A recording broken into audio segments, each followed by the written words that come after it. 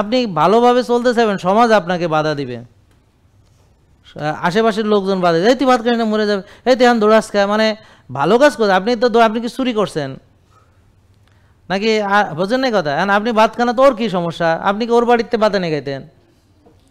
তো সামাজিক যে ব্যাপারগুলো আছে, যে সামাজিকতা, যে আপনাকে দাওয়াত দিছে সয়াবিন তেলে খাইতে হবে, ওখানে যাইয়া কমিউনিটি সেন্টারে রান্না করবে, ওখানে মনোসোডিয়াম গ্লুটামেট দিবে, ওখানে বিভিন্ন রকম কেমিক্যাল ব্যবহার করবে, সুগন্ধি ব্যবহার করবে, বিভিন্ন রকমের কালার ব্যবহার করবে, তারপর চিনি দুধ এগুলো তো আছেই, আর ওই যে ভেজাল ঘি এতগুলো ঢেলে দিবে, ঘি কোম্পানি লাগে আবার এগুলো চুক্তি আছে, হ্যাঁ বাবুর্চির, জানেন নাকি এগুলো?